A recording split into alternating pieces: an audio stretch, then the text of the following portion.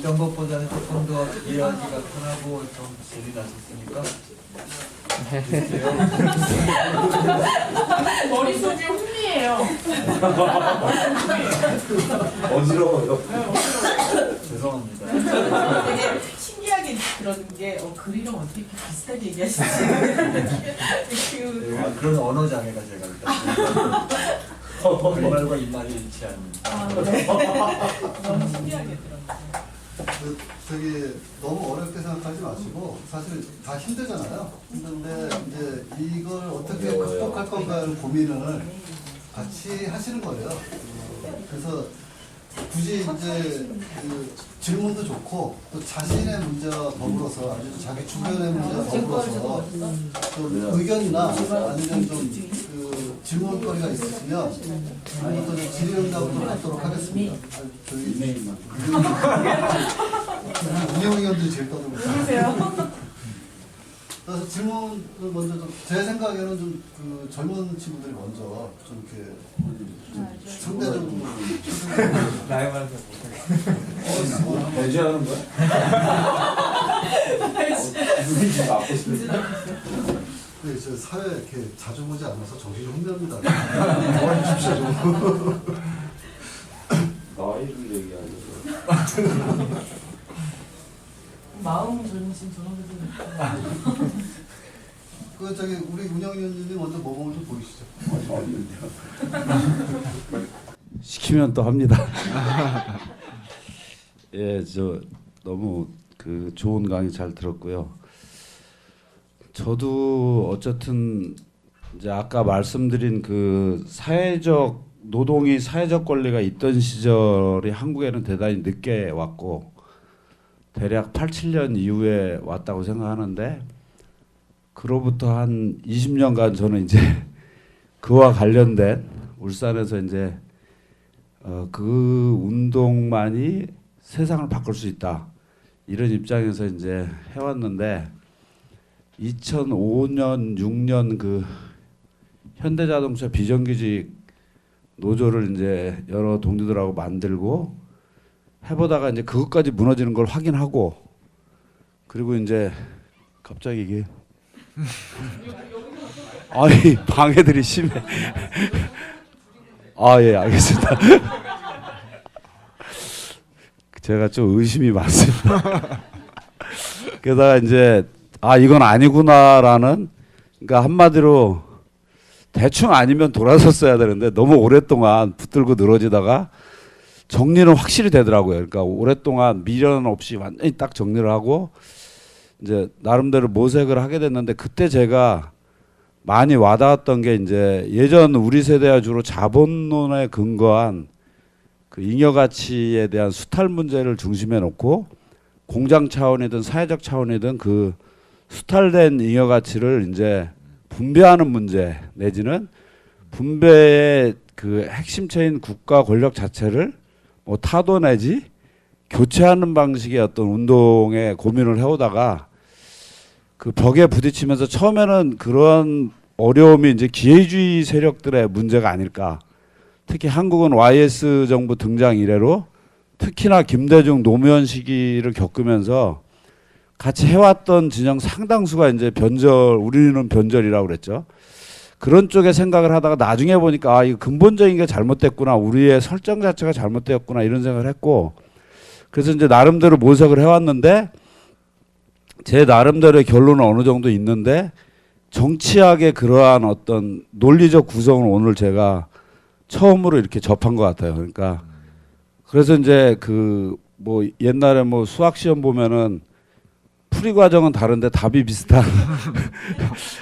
근데 풀이 과정을 몰라서 설명하기가 대단히 어려웠는데 그래서 이제 그때 제가 주목했던 게 자본론적 사회 방식을 넘어서서 역시 막스가 가장 예리하게 봤다고 생각을 해서 다시 검토한 과정에서 그 정치경제학 비판 요강에 나오는 그 인류의 가처분 시간이 엄청나게 증대되었는데 그것이 인간의 행복으로 가지를 못하고 그러니까 많은 여유 시간이 확보가 됐는데 그것이 인간의 행복으로 가지를 못하고 이 사적 소유라는 문제 때문에 엄청난 인류의 그 실업이라든지 그 불안정 노동으로 결국 귀결되는 이 자체와의 싸움, 그리고 거기 그거 자체가 어떤 우리가 상대하는 세계인 자본주의와의 싸움인데, 우리는 그것을 주로 이제 국가 권력 중심의 분배 문제에 이제 놓고서 온 것이 치명적인 문제가 아니었나라는 생각이 들거든요. 근데 이제 그런 속에서 어쨌든 문제 제기는 이렇게 던져지는데, 한 번 더 나가면은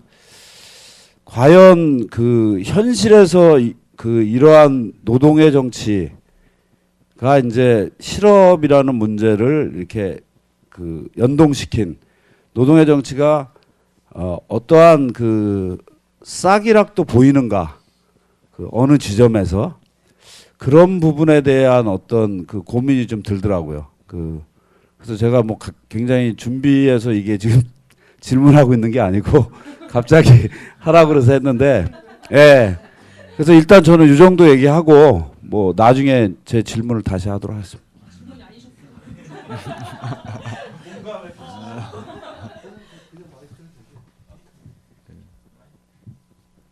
먼저 저기 질문을 아무거나 해도 되나요? 예, 그럼요. 예. 유권자로서 기분이 나빠서 누구한테 돌을 던져야 되는데 예. 이정희 씨한테 돌을 던져야 됩니까? 심상정 씨한테 돌을 던져야 됩니까? 예. 글쎄요. 좀 궁금해서. 두 질문을 먼저 답을 해주시고 다음 저기 질의를 좀 받을게요. 첫 번째는 질문이 아니셨다고 말씀하셔서, 예. 그리고 그냥 오히려 그 이야기를 이어서 이야기를 해보자면, 최근에 등장하고 있는 여러 가지 형태의 유력한 대안 가운데는 기본소득 논쟁 같은 경우를 한번 생각해 볼 수 있지 않을까 하는 생각이 드는데요. 사실 기본소득 같은 경우는 알고 얼핏 전에 듣긴 굉장히 유토피아적인 주장처럼 들리기도 하고, 사실 저도 이제 반신반의할 뿐만 아니라 여러 가지 이제 문제를 안고 있는 주장이다 이런 생각이 좀 들기는 하는데, 그럼에도 불구하고 고무적이라고 생각하는 것 중에 하나가 방금 이야기했던 대로 그래서 노동과는 관계가 없는 것처럼 보이지 않습니까, 그죠? 예. 하지만 그것이 알고 보면 아주 극대화된 노동에 대한 관점을 담고 있다고 역으로 생각해 볼 수도 있다는 생각이 들거든요. 우리는 모두가 그래서 사회 안에서 연관을 맺고 이게 각종 다양한 활동을 하고 있다라는 겁니다. 즉 임금을 지급받고 있는 노동은 아니지만 그에 근거한 활동, 즉 노동에 근거해서 소유할 수 있는 권리를 가져야 한다라는 것이겠죠. 그런 점에서 보자면 아까 이야기했었던 새로운 방식의 노동과 소유와 권리의 문제를 연결하고 하려는 어떤 형태의 대안적 주장으로 볼 수도 있는 여지가 있다라는 겁니다. 기본소득 그 주장은. 근데 문제가 되는 것은 그것이 뭐 조금 기회주의적이라고 볼 수 있는 것 가운데 하나는 뭐냐면, 바로 그와 같은 문제들을 해결하기 위한 생산의 사회적인 관계들을 어떻게 재조직하실 것인가의 질문을 던지는 것을 기피한다라는 겁니다. 그런 소득을 만들어내는 거죠. 우리가 문제가 되는 것은 사실 알고 보면 현재와 같은 우리가 노동이라고 이야기할 때 자본주의에 의해서, 자본에 의해서 대상화된 노동이라고 이야기를 하는 것인데, 바로 그 노동이라고 불리우는 것을 이제 어떻게 폐지할 것인가. 그때 이야기는 뭐냐면, 자본주의는 그 나름의 방식으로 노동을 조직하는 그 규칙을 가지고 있다고 볼 수 있거든요. 아까 이야기하셨었던 이제 이야기를 하기 위해서 복잡하고 길어지지만, 노동을 사회적으로 조직하기 위한 그 방식을 우리가 이야기하고 있는, 방금 이야기했던 대로라면은 뭐 인여가치론 같은 데서 이야기하고자 하는 바가 어떻게 노동을 사회적으로 조직할 것인가, 개별적인 노동을 사회적 총노동으로서 어떻게 조직할 것인가의 문제입니다. 이것이 우리가 갖고 있는 이제 가치와 관련되는 문제인데, 저도 이야기를 이제 복잡하게 끌고 가면은 이제 문제가 있기 때문에, 그래서 그때 문제가 되는 것은 기본소득은 방금 이와 같은 자본주의적 사회관계에 대한 비판과 떨어지게 되었을 때 문제가 될 수 있다는 거죠. 공허한 정책적인 주장과 구호로 그칠 필요가 있다는 겁니다. 현재 그 재원을 마련할 수 있는 기반이 있느냐, 어느 정도의 액수를 모두에게 무조건적으로 보장해 주느냐의 문제는 중요한 교훈 하나를 담고 있는데, 소유와 권리와 노동을 연계시켜야 한다라고 불리우는 주장을 던지고 있다는 점에서 그 주장이 가지고 있는 가치를 절대 폄하해서는 안 된다는 거죠. 근데 문제가 되는 것은 뭐냐면, 이게 우리가 살아가고 있는 세계를 변화시킬 수 있는 프로그램의 일부가 될 수 있느냐를 질문을 던져봐야 한다는 거예요. 그런 점에서 보자면은 이것이 어떤 형태의 이제 좀 결격 사유가 있지 않느냐라는 점입니다. 그런데 이 문제 안에서 현재 이제 기본소득과 관련되는 이야기를 우리가 이제 그 높이 사야 한다는 이유가 노동이냐, 소유냐, 권리냐 이와 같은 쟁점들을 연계시킬 수 있는 중요한 쟁점을 담고 있기 때문에 저는 이제 그것을 좀 이렇게 우리가 유의해서 볼 필요가 있고 더 발전시킬 필요가 있다 이런 생각을 좀 드는데요. 그리고 아까 저 심상정 씨냐 뭐 이정희 씨냐 그건 제가 참 답변하기 어려운 질문인 것 같습니다. 예. 둘 다 돌팔매를 맞아야지요. 하지만 또한 왜 그들에게 돌팔매를 던져야 되는지도 사실 잘 모르겠다는 생각입니다. 그러니까 왜냐하면 이 현실 정치 안에서 사실 우리가 갖고 있는 진보 정당을 조직하기 위한 운동구 전체를 재검토해야 하는 문제이기 때문에 제가 아까 이야기했던 대로라면은 왜 진보 정당 운동은 대표의 정치라는 운동 속으로 휩쓸려 들어갔을까? 그들의 책임은 아니라고 볼 수 있거든요. 사실 이제 우리가 어떤 방식으로 사회운동을 조직해야 하는가에 관련되어 있는 근본적인 혼란들이 있었기 때문에 이런 문제들이 야기되었다고 볼 수 있어서 사실 한 개별 정치가들이나 진보정당의 전문가들이 감당해야 할 문제는 아니지 않느냐 이런 생각이 저는 좀 듭니다. 예. 그리고 이제 운동의 일부라고 간주하고 있기 때문에 그들을 돌팔매를 칠 필요가 없다라는 거죠. 왜냐하면 운동의 중심으로서 그들이 기능하고 있었다면 무슨 수를 써서라도 그 문제를 해결하고 그들의 책임자들에게 우리가 질문을 던져야겠죠. 이정희 심상정 나와봐라고 이야기를 하겠지만 사실 그들은 이제 이미 우리가 시민사회 운동을 비롯해서 각자 알아서 나름대로 갖는 사실 이렇게 분열되어 있고 분화되어 있는 운동 중에 한 일익을 담당하고 있었다고 스스로 자기를 깎아내렸기 때문에 그들에게 과연 그렇게 질문을 던져야 할 만큼 중요한 일들이었을까? 오히려 진보정당에게 질문을 던지는 건 그렇게 우리가 뭐 엄청난 가치를 부여할 만한 일일까? 뭐 그런 생각도 문득 듭니다. 사실 아무것도 하지 않고 앉아서 주위에서 떠들긴 했었던 저로서는 뭐 자격이 없는 발언이기는 하지만 그래도 그렇게 생각해 볼 수 있지 않을까? 뭐 이런 생각이 드네요. 예. 또 뭐 질문하실 거 있으시면 예. 노동과 소유와 관계 권리, 권리와 그다음에 실업은 어떻게 관계되는지 예? 좀 실업하고 네, 실업이라고 불리우는 쟁점은 사실 이제 우리가 실업이라고 불리우는 쟁점은 노동과 소유와 권리를 연결할 수가 없다라는 점에서 결정적인 질문을 던진다라는 점입니다. 왜냐하면 노동의 권리가 되어 버렸을 때 실업은 사실 권리를 가질 수 없다는 것을 가리키는 것이기 때문에 비소유의 상태이고 권리를 가질 수 없다라는 것이겠죠. 민주주의의 치명적인 위협인 것이고 그렇게 보자면 실업이라고 불리우는 것은 사실 이제 우리가 생각하기에는 단순하게 일자리를 가져서 상대적으로 빈곤에 처할 수밖에 없는 사회적 삶의 상태를 가리키는 것이 아니라 우리가 살고 있는 정치 조건 자체가 근본적으로 바뀌는 과정을 가리킬 수도 있다라는 겁니다. 그런 점에서 보자면 실업이라고 하는 것은 특정한 삶의 상태를 가리키는 것이기도 하지만 굉장히 중요한 상징적인 주의를 담고 있는 예전과 같은 경우에는 실업이라고 불리는 것이 비노동의 상태에서 일자리를 없는 상태였다고 볼 수 있지 않습니까? 그죠? 그래서 실업급여를 비롯한 여러 가지 사회적인 안전장치를 통해 가지고 통합을 하는 것이 문제였다면 왜냐하면 사회라는 것을 만들어냈기 때문에 근데 그것이 제거되고 난 이후의 실업은 더 이상 사회라고 불리는 안전장치가 그것이 사회가 갖고 있는 안전장치를 가리키는 이름이 사회보장이었을 텐데요.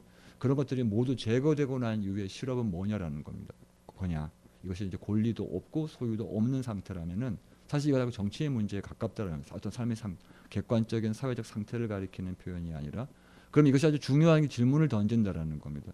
자, 우리가 얘기했었던 정치의 세 가지 정치를 만들어내기 위해서 연결해야 할 세 가지의 항이 권리, 소유, 노동이었다고 한다면 실업은 이 세 가지 항을 어떻게 우리에게 있도록 질문을 던지고 있는가 이런 질문을 이제 던지는 거죠. 첫 번째 실업급여를 확대하면 되는 건가? 아니면 자본인처럼 사실 이 사람들에게 더 많은 일자리를 주면 되는 건가? 우리는 그렇게 생각하지 않는다는 거죠. 더 많은 투자가 필요한 것도 아니고 그렇다고 해서 또 전과 같은 형태의 실업급여와 같은 여러 가지 안전망을 확충해서 될 수 있는 문제도 아니라는 겁니다. 문제가 되는 것은 노동과 소유 권리를 노동의 권리라고 연계시켰었던 어떤 역사 시대가 저물면서 이 세 가지를 새롭게 연결하기 위한 기획을 프로그램을 우리가 만들어내야 한다는 것이죠. 그런 것의 이름이 뭐였냐면 사회주의 이후의 정치라는 겁니다. 사회주의는 노동 권리 그다음에 소유를 사회라는 개념을 통해서 하나로 묶어냈다라는 겁니다.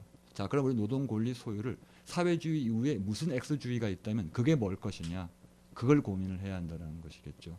물론 이 노동 소유 권리라고 하는 것을 묶어내기 위한 이 세 가지를 넣고 칵테일을 만들었다니까 사회주의가 나왔었거든요. 그때 노동은 뭐냐면은 취업하고 있는 고용되어 있는 노동자의 권리였습니다. 그 노동자가 겪고 있는 삶의 문제였겠죠. 노동자의 자녀, 노동자의 아내, 노동자의 자식 이런 것이었는데 혹은 노동자의 노후 이런 것이었다면 그 모두가 사라지면서 이제 우리가 갖고 있는 그때 노동이라고 보는 범주는 노동은 제거될 수가 없겠죠. 자, 그럼 이제 노동, 소유, 권리 이 세 가지를 처음엔 노동권이 있었고 노동자의 권리가 있었다면 지금 노동은 어떻게 권리와 연결될 수 있느냐, 어떻게 소유와 연결될 수 있느냐 이걸 이제 고민해야 한다는 것이겠죠. 그래서 말 그대로 우리가 사회주의 이후의 정치라고 불리우는 정치를 고민하게 될 때 이제 제가 염두에 두고 있었던 것도 사회주의 정치는 뭐냐면 머릿속에서 청사진을 그리는 일이 아니라 반드시 가할 사고의 절차라는 게 있겠죠. 그죠? 제가 생각하기에는 이 세 개의 개념들을 어떻게 우리가 연결해 볼 것이냐의 문제입니다. 그리고 노동을 이렇게 바라보면 그냥 주어져 있는 경험적 사실들의 세계인 것처럼 보이지만 그렇지는 않다라는 거죠. 노동은 항상 정의되어야 하고 항상 이제 그 아까 얘기했었던 노동의 보상은 뭐냐라고 이야기할 때 연봉제라고 불리우는 것 노동에 대한 관점의 180도의 전환이라고 부를 수 있거든요. 이런 것들을 이제 어떻게 생각해야 하느냐. 네. 이런 것도 한번 검토해 볼 만한 쟁점이라는 거죠. 그래서 사실 그런 점에서 보자면 저는 이제 우리가 질문을 던지기 위해서 사회주의 이후의 정치에 관해서 질문을 던지기 위해서 어떤 질문을 던질 수 있느냐를 질문을 못 참고 있다는 겁니다. 이런 질문은 어떻게 했냐라는 거예요. 사회주의 이후의 정치를 생각하기 위해서. 근데 내가 생각하기에는 사회주의 문제는 결국 문제는 노동의 연연한 탓이었다. 이제 해방의 정치를 생각하기 위해서 우리가 분쟁의 정치, 불화의 정치, 무슨 해방의 정치 여러 가지 거창한 이름들을 내고 노동 없이 정치를 생각함으로써 사회주의 이후의 정치를 생각할 수 있다는 주장도 일경에 나오고 있고 많은 사람들에게 지지를 받고 있지만 저는 아닌 것 같다라는 거죠. 자본주의 근본적인 정치의 쟁점은 노동인 것이고 왜? 노동이야말로 소유와 권리를 연계시킬 수 있는 유일한 쟁점이라면은 자본주의 안에서 정치를 사고하기 위해서는 노동을 뺀 채 정치를 생각할 수는 없다라는 겁니다. 그런 점에서 보자면 이 세 가지를 가지고 항상 사회주의의 정치를 한번 생각해 보자. 이것이 이제 제 제안이고 가설입니다. 여러분들과 함께 의논을 해보는 거예요. 이 가설 괜찮은가? 이 가설이 문제가 있다면 그럼 당신들은 해방의 정치의 편에 서 있는가? 내가 해방의 정치에 건네고 있는 이와 같은 그 비판 당신들은 어떻게 부인하겠는가? 이런 질문을 던져보겠다라는 거죠. 아니야, 나는 중랑 민중의 집에서 생활 정치하고 살다 죽을 거야. 이렇게 생각할 수도 있는 거죠. 그죠? 문제가 되는 것은 구체적인 요구의 실현들을 우리가 더 극대화하는 것이다. 진짜 정치는 없다. 그런 유토피아라고 불리는 재난만 초래한다. 근본적인 변화를 이끌고 집단적인 결정을 해도 나은 게 뭐냐. 스탈린주의, 국가사회주의 이런 것밖에 있지 않느냐. 혁명은 결국 알고 보면 전체주의만 나눈다. 우리에게 필요한 것은 온건하고 합리적이고 실현 가능한 요구들을 우리가 만들어내고 쟁취하는 장기화한 과정이 있다. 유토피아는 없다. 근본적인 단절은 불가능하다. 그런 것으로부터 꿈 깨라. 이런 이야기도 할 수 있겠죠. 최근에 가장 많이 등장하고 있는 좌파의 주장은 사실 제가 맨 마지막으로 언급한 주장이라고 볼 수 있겠죠. 그죠? 아직도 철이 안 들었네. 사회주의, 공산주의 그 위대한 그 위대한 정치의 이름들이 만들어낸 것은 뭐야? 가까이 볼 수 있는 북한부터 시작해서 마침내 그 붕괴했었던 거대한 전체주의적인 삶의 체제 그거 아니고 뭐겠냐라는 거예요. 그와 같은 급진적인 단절과 변화의 꿈은 사실 우리한테는 재앙만 초래하기 때문에 그런 것을 멀리해야 한다라고 하는 자유주의자들의 협박 그리고 많은 좌파들이 공유하고 있는 이념 이런 것들이겠죠. 그죠? 그럴 바에는 철 좀 들어서 복지국가로 갈 수 위한 구체적인 프로그램을 짜봐라라고 주문을 하게 될 때 그런가? 그런 것인가? 네, 그런 생각이 든다는 거죠.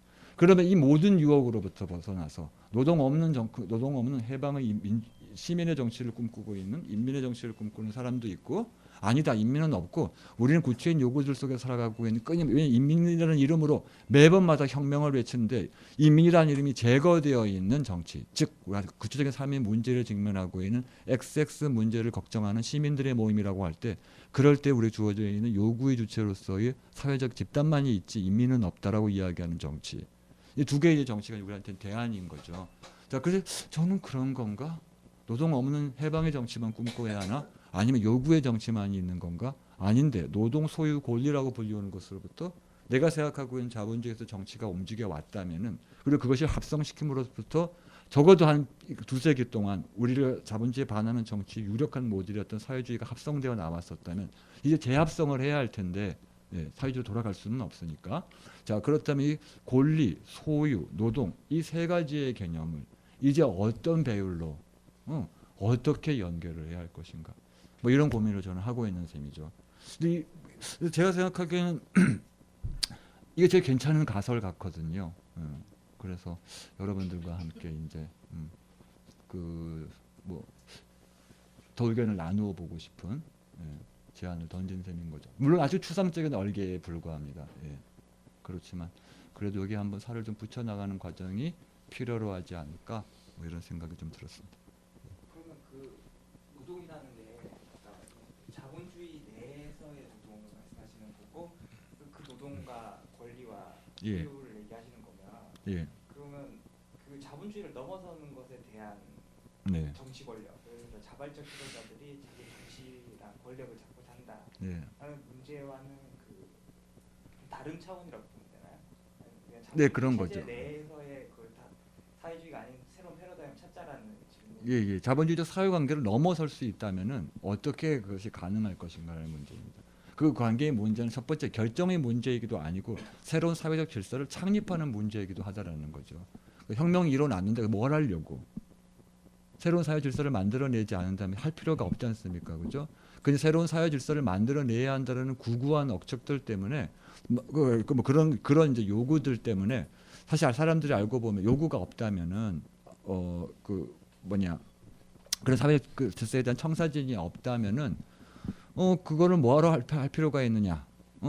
이런 질문을 우리가 얼마든지 던져볼 필요가 있는 거죠. 아니 그런 것은 불가능하다. 우리한테 필요한 것은 뭐냐면 혁명이라고 불리우는 것은 계획도 아니고 프로그램도 아니라 기적처럼 지금 갖고 있는 세계 질서와 단절하기 위한 어떤 찢어짐의 몸짓에 불과하다. 이런 사람들도 있어요. 예를 들어서 이런 경우겠죠. 최근에 많은 학자들이 정하는 경우를 빌자면은 혁명이란 뭐냐? 은총이다. 혁명이란 사건이다. 혁명이란 사태가 아니라 왜냐하면 이미 주어진 일들 속에서 이루어지면 그것은 사례에 해당돼서 케이스겠지 이벤트는 아니라는 거예요. 이벤트는 뭐냐면 전무후무한 일들이 벌어지는 것. 우리가 꿈꿔야 할 것은 바로 그런 미래 없음, 기초 없음의 차원에서 무언가 결단으로 이 세계로부터 벗어나려는 결정이다. 이미 주어져 있는 우리가 살고 있는 삶의 세계 안에서 이뤄낼 수 있는 일 없다라는 거죠. 이런 점에서 근본적인 단절을 강조하는 사람들이 많이 있습니다. 예를 들어 최근에 이제 많은 매력적이에요. 그래, 천지개벽이지 혁명은. 그리고 기적이지. 그리고 은총이고. 이런 식의 이제 이야기들을 많이 합니다. 그래서 이제 그와 같은 신학적인 비유들을 많이 끌어들이기도 합니다. 저는 이제 그런 점에서 보자면 굉장히 가슴 뛰게 하는 게 있어요. 맞아. 우리에게 87년은 사실 오랫동안 모의됐었던 사건이었다기보다는 매일 짱돌 던지다가 87년 나갔더니까 얘가 이럴 줄이야. 라고 하면서 기적과도 같은 일이 벌어져서 무려 10만 명이 넘는 사람들이 한 곳에 도열해 있는 것을 목격하게 되는 무언가 기적이 재림한 막 임재한 것 같은 그죠? 그런 사건으로 체험되거든요. 아랍의 봄은 무엇이었을까? 그걸 누가 알았겠어요? 그 일이 그런 거구나. 그렇기 때문에 뭐 미래 질서 같은 거 생각하지 말아야겠구나. 그렇게 생각해 볼 수도 있겠죠. 하지만 저는 그렇지 않다라는 겁니다. 그것이 어떠한 형태, 그래서 이 경제라고 불리는 것을 이야기하거나 노동을 관해서 이야기하는 것을 꺼려하는 최근에 이제 좌파 담론의 추세 같은 것들에 관해서 제가 늘 이제 경계심을 품는 이유가 그렇다라는 거죠. 바로 이제 그래서 이 경제 없는 정치 혹은 노동 없는 정치를 우리는 어떻게든 막아야 한다라는 것이고, 또한 정치 없는 노동만을 그때 정치 없는 노동이란 이런 것이겠죠. 구체적인 요구 사항들입니다. 근로조건, 뭐 임금 문제 이런 거라는 거죠. 아니라는 거죠. 노동을 만들어내는 것은 정치이기 때문에 바로 어떤 노동을 만들어낼 것인가를 결정을 해야 한다는. 그 노동은 상품으로서의 노동이냐, 모든 소유와 권리의 근거로서의 노동이냐, 이와 같이 노동을 재정의할 필요가 있다는 겁니다. 제가 아까 이야기했었던 노동권으로부터 노동의 권리라고 옮겨졌을 때는 말 그대로 임금 노동자의 권리인 겁니다. 상품이 된 노동의 권리겠죠. 그죠? 초기의 노동권은 아직 그와 같이 상품으로서의 노동이 미처 자리 잡지 못했었을 때 모든 노동이 권리의 원천이라고 요구를 하고 있습니다. 그렇기 때문에 일자리가 없으니까 권리를 가질 수 없으니까 일자리를 당연히 줘야지 라고 생각하는, 그때 그것은 실업 문제도 아니라는 거죠. 권리의 문제이지. 지금 근데 우리에게는 더 이상 상상할 수 없는 것들이 존재합니다. 이미 벌어졌었던 일임에도 불구하고 되돌려서 상상하거나 혹은 지금 돌이켜 보더라도 이해 안 가는 현상들이 있다라는 거예요. 대표적으로 제가 생각하기엔 노동권이에요. 노동권 같은 경우에 무려 반세기 동안 프랑스와 독일과 영국에서의 혁명 이후로 많은 프로레타들이 제기했었던 투쟁이었음에도 불구하고 뭘 요구한 거지? 거의 잡히지 않는 일자리를 달라고 그랬구나 라는 쪽으로밖에 우리한테는 해득되지 않는 하나의 사건들이라고 볼 수 있죠. 근데 그 결과 우리가 노동권이라고 하는 것이 노동의 권리라고 하는 것이 만들어졌음에도 불구하고 그런데 그런 불가능한 상상을 지금 해야 할 때가 오지 않았을까? 노동을 어떻게 하면 권리의 원천이 될 수 있을까? 그 문제를 하기 위해서 이 문제를 못 돌파하면은 제가 생각하기엔 계속 이렇게 된다라는 거죠. 자, 법률적 권리의 문제가 됩니다. 정규직이냐 비정규직이냐, 단기직이냐 평생 직장이냐 이런 식의 문제가 된다는 그게 아니라는 거죠. 자, 그 안에서 우리가 그 문제를 해결할 수 있는 건 아니라는 겁니다. 지금 노동은 어떻게 정의되어야 되냐? 그들의 마음대로 예를 들어서 그들이 구조조정이라고 부르는 것을 구조조정이라고 받아들여야 하느냐? 어떻게 하면 우리가 노동이라고 불리는 것을 새로운 형태의 권리와 소유와 권리의 원천으로서 재조직할 수 있을 것인가? 이런 종류의 질문을 한번 던져보자 이런 겁니다. 그것은 노동조합이 아닐 것 같아요. 고용된 노동조합이 노동자들의 권리가 아닐 것 같고 비정규직을 노조로 조직하는 것도 아닐 것 같습니다. 이런 종류의 문제를 지금 문제가 되는 것을 어떻게 노동이 정치 세력화해야지 노동이 더 노동자화 되기를 요구한다는 것은 난센스지 않습니까? 그죠? 지금 우리가 문제가 되는 것은 그때 노동의 정치 세력화라고 하는 것은 노동자가 정당으로서 정치 정당으로서 자기 자신을 의회에서 대표한다는 문제는 아니겠죠.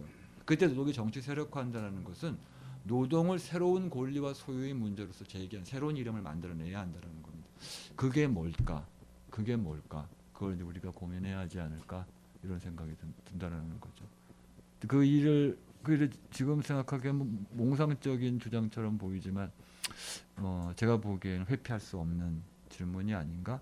이런 생각이 좀 들었습니다. 그래도 저 사실은 자본주의에 대해서 다시 새롭게 고민을 하고 있어서 오늘 너무 잘 들었고요. 네. 한 가지는 이제 그렇게 됐을 경우에 네. 예를 들면은 저는 노동의 문제를 다시 거론해야 되고 거기서 다시 출발해야 된다 이런 거에 굉장히 깊이 동감을 하는데 실제로 선생님이 말씀하시는 그 노동이 그 과거의 노동이 아니란 말이에요.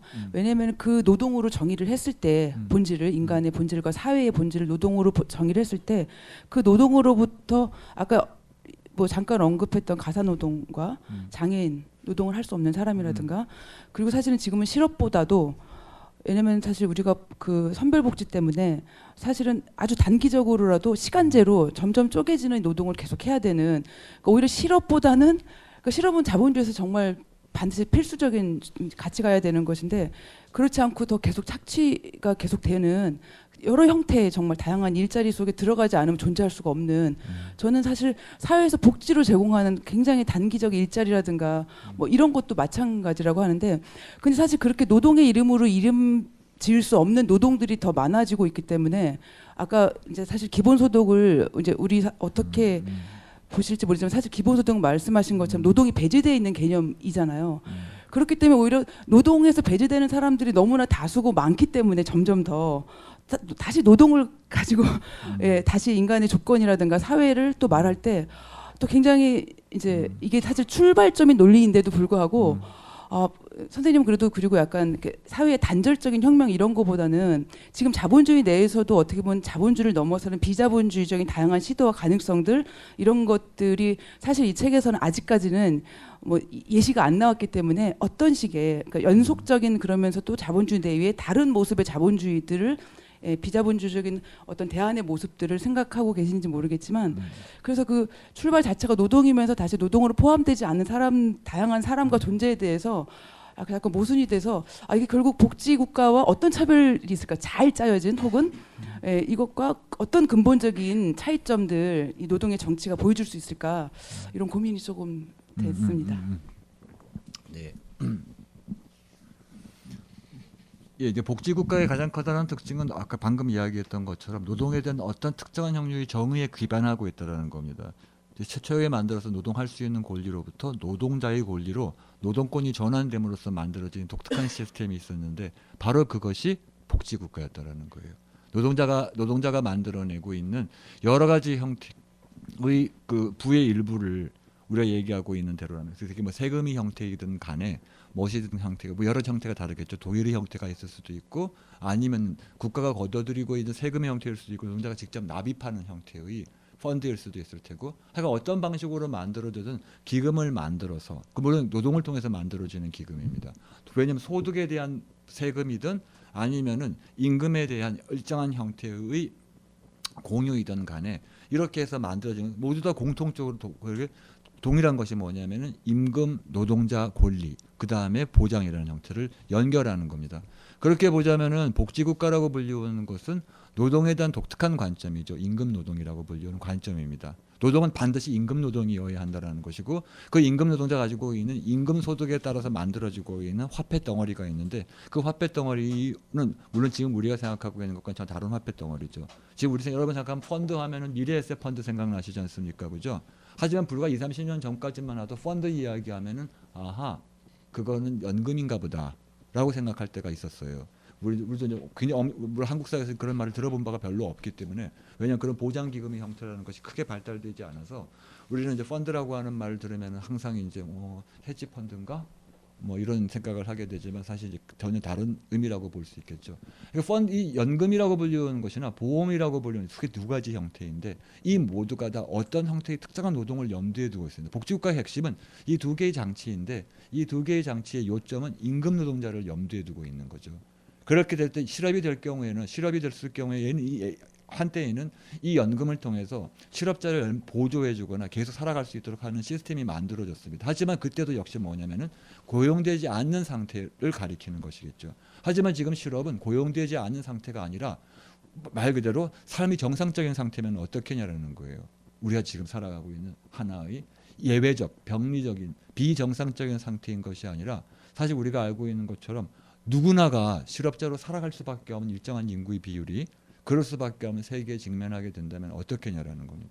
이런 종류의 질문에 도착하게 되면 이제 실업을 비노동, 임금 노동을 일자리를 없는 상태인 것이 아니라 노동의 특수한 형태를 바라보고, 또한 동시에 임금 노동만을 노동으로 간주하게 되었을 때, 왜냐하면 임금 노동이라고 불리우는 것은 노동을 사회적으로 얼마만큼 일자리에 고용할 것인가를 결정하는 시스템이 있거든요.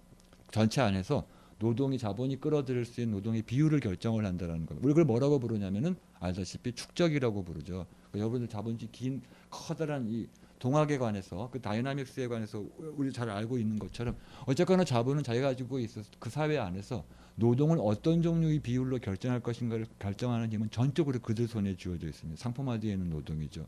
그 자본주의에 저항한다라고 하는 것은 뭐냐면, 그 안에 들어가 있는 노동이 노동과정 안에서의 착취도 문제지만 이 비율을 자기들이 짜지 못하도록 하게 한다는 것을 뜻합니다. 즉 자본주의가 사회관계를 만들지 못하도록 하겠다라는 거거든요. 그렇기 때문에 자본의 비판이죠. 그렇지 않다면은 고용주의에 대한 비판이죠.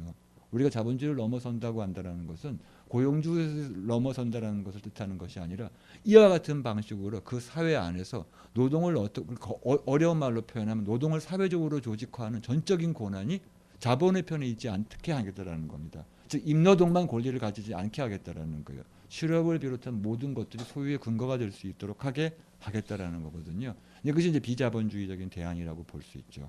그렇게 보자면은 이 비자본주의적 대안은 지금 소유, 권리, 노동을 연관시킴으로써 사실 자본주의 가지고 있는 자기의 모순을 해결하는 데 성공한, 또 노동을 그 안에 대거 끌어들이는 데 성공한, 물론 조건은 뭐냐면은 대다수가 임금 노동자인 조건일 텐데요.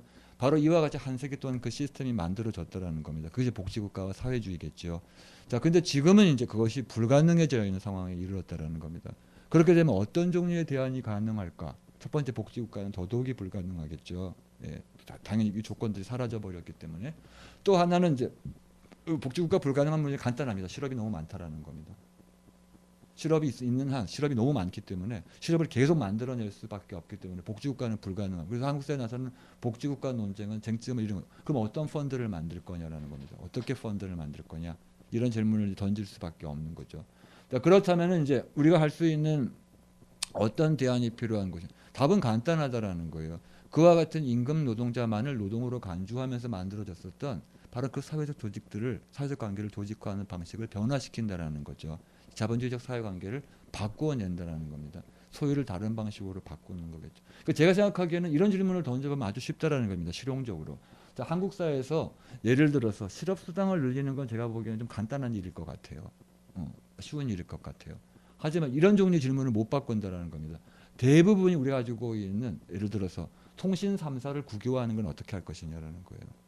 아주 간단하잖아요. 쉬운 일이잖아요. 그죠? 등기를 바꾸면 됩니다. 통신 3사를.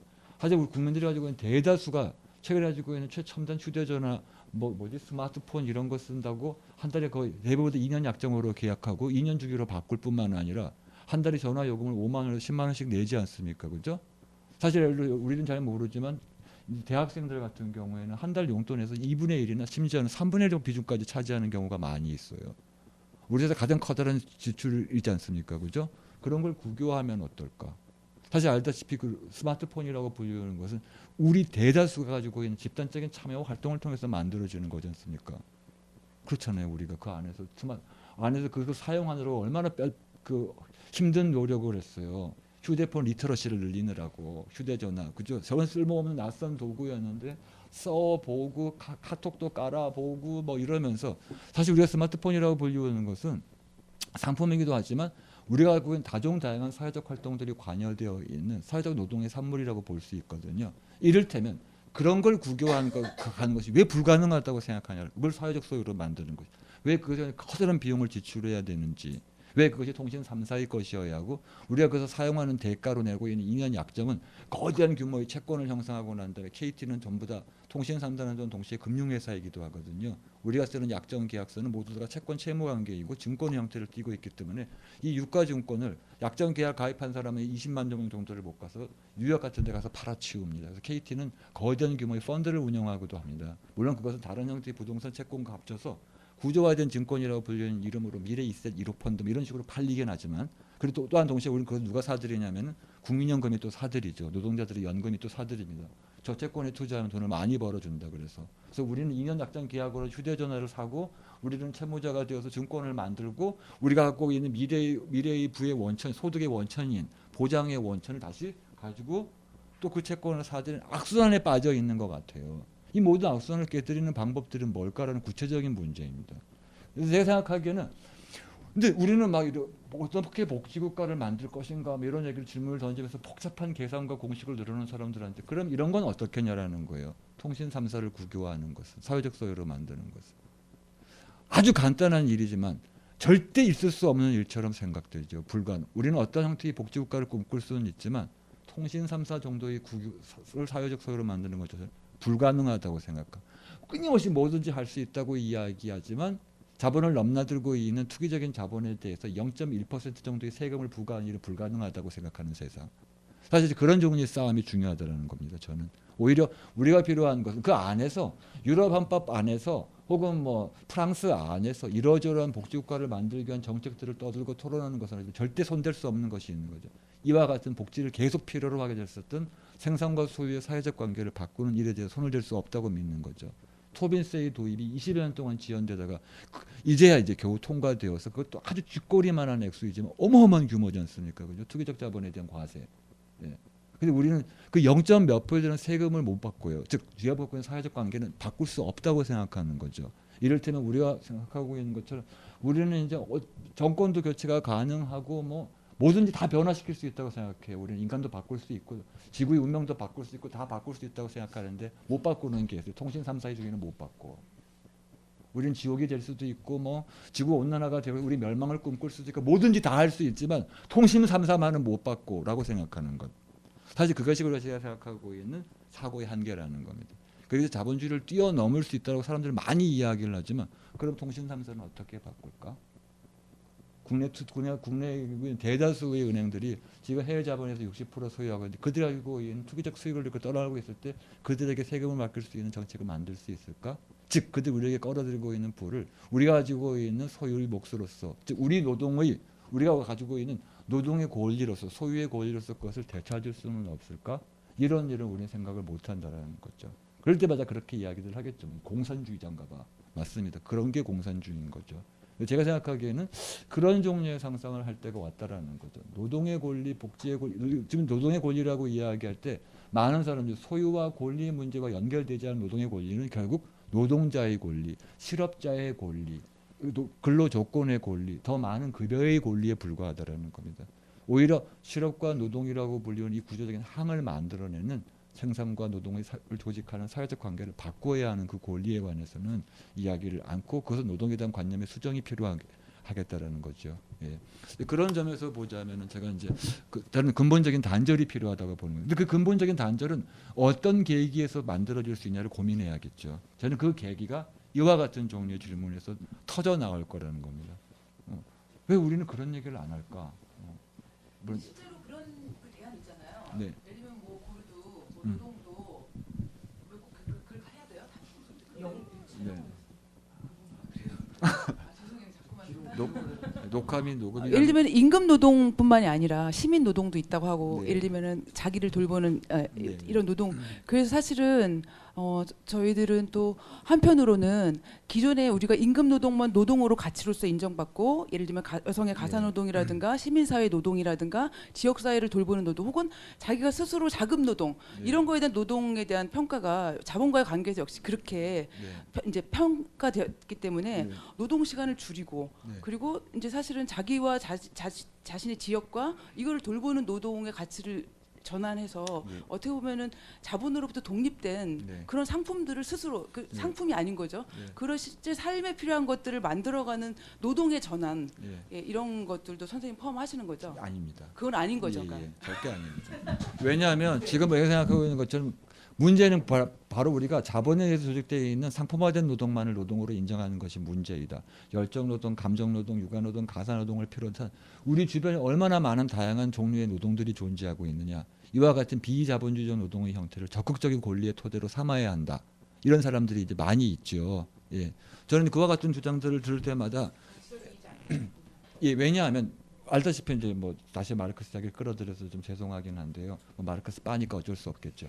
예, 그 우리가 얘기하는 구체적으로 유용한 노동이라고 하는 노동이 있습니다. 노동은 구체적으로 다양하죠. 우리는 여러 가지 형태의 일을 합니다. 노동을 하지는 않아요. 빵을 굽거나 재봉질을 하거나와 같은 다양한 일을 합니다. 감정노동, 열정노동을 이야기할 때는 그와 같은 종류의 일에 관한 이야기라고 볼 수 있어요. 하지만 노동은 일과 다릅니다. 예를 들어 우리가 그 노동을 했으니까 얼마만큼 대가를 봐야지 그 사람이 어떤 솜씨로 일을 했는지에 관심을 갖고 있는 것이 아니라 그 사회 안에서 생산을 조직하는 데 인정된 노동으로서의 노동만이 그 노동을 추상화하는 것이겠죠. 그죠?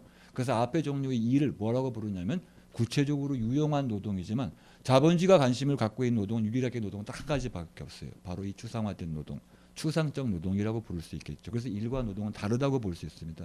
그런데 최근에 많은 사람들이 이야기하고 있는 것은 노동에 관한 이야기가 아니라 일에 관한 이야기라고 볼 수 있겠죠. 솜씨, 장인, 열정 이와 같은 우리가 생각하고 우리 그런 점에서 보자면 모두가 다 개인적으로 다른 일을 하고 있어요. 하지만 자본주의가 염두에 두고 있는 것은 모두가 하고 있는 것이 공통성입니다. 노동에 관심을 갖고 있지 일에 관심을 두는 것은 아니거든요. 김 씨가 오늘 제 봉투를 밟을 때 무슨 기분이었는지 알고 싶지는 않습니다. 얼마만큼의 가치를 만들어냈느냐, 나에게 얼마만큼 이윤을 가져다 주느냐라는 노동에 관심을 갖고 있겠죠, 그죠? 근데 우리 가장 큰 혼란 중에 하나는 바로 이런 일과 노동을 혼돈하는 겁니다. 그래서 일로부터 노동을 지향할 수 있다고 믿는 거겠죠, 그죠? 그런 경우는 뭐냐면 이런 거 똑같은 거죠. 최근에 창업 컨설팅 하는 사람들 주장과 똑같아요. 어떻게 하면 우리 짜장면집은 짜장면을 더 다른 집보다 더 많이 팔 수 있을까? 그때는 그 사람 인테리어도 바꾸고 손님들을 대하는 솜씨도 다르고 스티커도 붙이고 이랬더니 우리 가게의 매출은 올라서 신장 기업 프로그램에 나오고 있는 것과 같은. 하지만 자본주의 노동은 그런 것을 뜻하는 것은 아니라고 볼 수 있거든요. 근데 그때 그 말하는 노동은 뭘까? 방금 이야기했던 거죠. 그 때문에 이윤이 많이 내기 때문에 그 분야의 노동을 두어야 한다. 이 분야에서는 이윤을 많이 내지 못하게 된 노동을 제거해야 한다와 같은 방식으로 노동을 사회적으로 조직하는 것이지 않습니까? 우리 알고 있는 노동의 문제는 뭘까요? 새로운 공장을 찾아가지고 가지고 떠나버리는 자본 그리고 새로 만나는 노동 이런 게 노동인 것이지 그 안에서 그래 우리가 여기서 매일 만나던 노동자와 만나니까 심심하구나 새로운 얼굴을 하고 있는 새로운 감성을 가지고 있는 사람들과 만나서 사업을 해봐야지 이렇게 가는 자본은 하나도 없거든요. 그죠? 그들이 바라고 있는 노동은 방금 얘기했다시피 이윤과 경쟁인 관계 안에 있는 노동이라고 볼 수 있지 않습니까? 그죠? 근데 바로 그걸 바꿔야 한다는 거죠. 왜 이와 같은 방식으로만 노동이 조직되어야 할 거냐라는 겁니다. 이윤을 위해서만. 그게 이와 같이로는 요점이라고 부를 수 있을 텐데요. 다른 방식으로 생산을 사회적으로 조직할 수는 없을까? 그럴 때 그때 이 노동은 무슨 노동일까? 그래서 제가 말하는 노동은 우리가 이제 많이 꿈꾸는 겁니다. 노동의 유토피아 같은 것이 있는데요. 몬드라곤 공동체로부터 배우고 참여경제로부터 배우고 자본주의와는 달리 노동자들이 모두 협동조합의 형태로 조직하고 있는 새로운 형태의 생산 형태를 꿈꾸고 좋다라는 거예요. 그러면 우리가 알고 있는 전체 사회적인 노동들을 어떻게 조직할 것인가의 문제입니다. 그 놀라운 능력을 갖고 있는 자본주의를 이기지 않는다면 그 섬은 생존하지 못할 거라는 거죠. 물론 몬드라곤 공동체 같은 것을 만들어서 협동조합을 만들어서 시티처치나 빵은 구울 수 있을 거예요. 그런데 고속도로는 어떻게 할 거냐라는 거예요. 예. 자동차는 어떻게 만들 것이며 그걸 몇 대를 얼마나 어떻게 만들어야 될 것인지를 어떻게 우리가 결정할 것이냐. 그걸 이제 그런 것이 바로 자본주의겠죠. 제가 말하고 있는 자본주의는 빈곤을 낳는 체제도 아닌 것이고 소외된 노동을 낳는 것도 아니라 이 수없이 많은 노동을 어떻게 사회적으로 조직하는가를 결정하고 있는 나름의 규칙을 갖고 있는 질서를 뜻한다고 볼 수 있어요. 얘는 어쩔 수 없이 실업을 낳을 수밖에 없다라는 거죠. 그 문제 때문에 그 내적 모순 때문에 항상 노동을 지배하는 것이 아니라 방금 아까 얘기했던 자본의 자기 운동 안에서 노동은 이런 모습으로 자리 잡기도 하고 저런 모습으로 자리 잡기도 한다. 남성이 어디 누구냐에 따라서 여성이 이런 모습으로 자리 잡을 수도 있고 저런 모습으로 자리 잡을 수도 있는 것처럼 그런 점에서 보자면 제가 생각하는 자본을 넘어서는 사회적 관계들을 조직하기 위한 기획이 필요하다는 겁니다. 그건 어디서 가능할 수 있을까? 노동, 권리, 소유 이것으로부터 출발할 수 있지 않을까. 제가 아까 얘기한 노동, 권리, 소유는 무엇보다도 뭘 염두에 두고 있냐면 방금 말했었던 그 대안, 즉 자본주의를 넘어설 수 있는 생산의 사회적 관계를 어떻게 조직할 거냐라는 문제입니다. 협동조합 뭐 우리가 알고 있는 여러 가지 형태의 대안들이 유력히 부상하죠. 또 더구나 그것은 역의 주장이기도 하죠. 최근에 뭐 사회적 기업을 만들고 어쩌고 저쩌고 이와 같은 일들을 많이 하지 않습니까? 그죠? 그 많은 일들은 자본이 떠맡지 못하는 일을 노동자들이 스스로 아웃소싱을 맡아서 하겠다는 것 똑같다는 생각이라는 생각을 저는 늘 들어요. 그 자본이 뒤치다거리 해야지. 한때 국가가 맡았던 것을 시민들이 자기 스스로 뒤치다거리를 하는 일. 이런 종류의 일들이 최근에 우리가 보고 있는 사회적 기업, 협동조합 이런 종류의 일들이라는 생각이 들거든요. 예를 들어서 이제 그 말 그대로 치명적인 죽음 직전에 있는 상태에서 계속 영양 튜브를 우리가 공급해 주는 일을 하고 있다라는 거죠. 그 역할들을 사실 좀 고부해야 되지 않을까 이런 생각도 들거든요. 물론 이제 절망에 빠져 있어서 그럼 할 수 있는 게 아무것도 없어 보이는 상황인지라 뭐라도 하는 게 좋지 않을까. 나눠서 밥이라도 좀 먹고 공부도 좀 같이 하고 대한 공동체라도 만들면 덜 허무하지 않을까. 뭐 이런 생각 우리 할 때가 있지 않습니까? 그죠? 부지런히 살고 싶고 뭔가 하는 신용을 하고 싶고 민중의 집이라도 가고 싶고 뭐 이렇게 이제 해보는 거죠. 근데 제가 보기엔 저희들이 바닥을 크게 안 친 것 같아요. 크게 바닥을 치지 않고 무엇이라도 할 수 있다라고 불리우는 것이 아니라 왜 결정적인 것을 못 하고 있을까? 여기 앉아가지고 뭐 여러 가지 형태의 실현 가능한 아름다운 꿈을 이야기하는 것보다 어떻게 하면은 통신 3사를 국유화할 수 있을까? 뭐 이런 식의 이야기를 하는 게 제가 보기에는 더 뜻깊지 않을까. 예. 예를 들어서 개별적인 노동자들이 만났을 때 그들이 확인하는 것은 뭐냐면 우리는 보편적이라는 것을 확인하는 것이지 네 나에 가지고 있는 구체적인 그 욕망과 욕구와 네 가지고 있는 삶의 조건과 배경을 이해하는 것은 아니죠. 예. 예. 그리고 그것은 동호회죠. 우리를 이렇게 보편적인 인물로 만들어내는 권리를 가질 수 있고 새로운 세상을 결정할 수 있는 인물은 나, 너 그리고 우리가 하는 것이 아니라 사실 알고 보면은 새로운 역사의 주인이죠. 그 사람은 얼굴을 가지고 있지 않는 주체라고 볼 수 있습니다. 여기 민중의 집에서 모이는 것은 이런 민중을 만들기 위해서지 우리가 가지고 있는 각각의 또 특성과 정체성을 존중해주고 있는 레인보우 연합을 만들려고 하는 건 아니잖아요. 결정을 내리는 주체는 모두의 이름으로 결정을 내리는 것이기 때문에 그 모두의 차원에 속하고 있는 보편성이 문제. 왜? 자본주의가 보편적인지라 자본의 힘은 보편적인지라 그것에 맞서는 우리 스스로 보편화하기 위한 노력을 해야 한다는 거고 그런 점에서 보자면 제가 생각하기에는 그런 이제 협동조합이니 뭐 이런 그 대안들을 갖고 있는 욕망은 10분 이해하지만 저로서는 좀 받아들이기가 어려운. 네. 좋은 것은 모두 좋은 것이라고 받아들일 수 없지 않습니까? 좌파의 특징은 뭐냐면 끊임없이 힐난하고 헐뜯고 종파적이고 이런 게 좌파의 특징이잖아요. 그래서 좌파를 비난하지만 당연히 좌파가 해야 될 일은 뭐냐면 끊임없이 서로를 종파적이라고 비난해야 하는 거예요. 왜? 옳은 게 제일 중요하기 때문에. 그죠? 아유, 아름다운 생각이에요. 네, 아름다운 생각입니다가 아니라 틀려먹었어. 옳은 길을 막고 있어. 와 같은 방식으로 끊임없이 서로에게 치열하게 질문하고 싸우는 것. 그걸 타인의 눈길에 보면은 종파적이고 싸움을 일삼고 그리고 막 숙청 따위를 하고 이러지만 어떠냐라는 거예요. 그 숙청을 안 할 거예요? 예를 들어서 그렇다면 이단이라고 선고하지 않을 거예요. 하느님에 관한 믿음 모든 종교는 다 좋다라고 하는 것이 아니라 알다시피 우리 알고 있는 것 끊임없이 이단 논쟁을 벌이잖아요. 그 독단적이고 교조적이고 이렇게 불러야 할까? 그래 가지고 형이상학적인 파괴 본능 아니라는 거예요. 모든 것이 옳다면은 그러면 뭐하러 세계를 변화시키겠어요, 그죠? 누군가에게 좋은 세계일 텐데. 예. 우리가 아는 것은 지금 이 세계가 이제 틀렸다, 아니다라고 하는 어떤 부정성을 만들어내는 건데 이 부정을 이야기할 수 있는 사람은 한 사람이죠, 그죠? 모두인 한 사람일 텐데 그와 같은 보편적인 주체의 이름이 우리한테는 민중이었다면 지금은 없어요. 다종다양한 얼굴을 가지고 있는 A, C, B, C 뭐 이런 사람들만 있는 것이지. 그런 것이 큰 문제이지 않을까. 자본에 말하는 정치라고 하는 것은 이와 같은 주체를 상상하는 것. 중랑 민중의 집도 이름이 이상하지 않습니까? 형용 모순이잖아요, 그죠? 중랑에 살고 있는 사람들이 모였는데 민중이래. 근데 민중은 보편적 주체의 이름이지 않습니까, 그죠? 민중은 그가 경상도 출신인지 중랑구 출신인지 알 게 뭐예요? 우리 모두는 하나인데.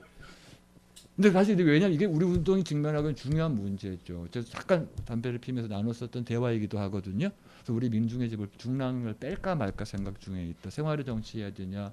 사실 우리 모두 뜨내기로 살고 있는데 수없이 많은 정체성을 갈아치워야 하지 않습니까? 그죠? 여차하면은 트로트를 좋아하다가 힙합으로 갈아타야 돼요. 그게 쿨하니까. 수없이 많은 정체성들을 바꾸어가면서 살아가는 세계이지 않습니까? 그죠? 장소도 물론이고 직장도 물론이고 이와 같은 세계 안에서 사실 우리가 묶어지고 자본의 보편성이라고 하는 것에 저항할 수 있는 우리의 보편성을 어떻게 만들어낼 건가. 이런 이름들이 그 주체의 이름이 아주 중요할 텐데 저는 한국 사회에서 자생적으로 만들어진 이 민중이라는 이름은 되게 이름이 기구하지 않습니까? 원래는 민족이라는 말을 처음 만들어냈었던 단재 신채호가 민족주의자가 돼가지고 막 활개치다가 나중에 이 민족이라는 말이 배우고 있었던 저기 일본에 유학 갔다 왔었던 식민주의자들이나 그 친일 앞잡이들이 사용하고 있는 민족주의적인 지식인들의 언어로 둔갑하는 것을 보면서 기절초풍을 하고 반민족 투쟁에 나서다가 만들어낸 이름이 민중이라지 않습니까, 그죠?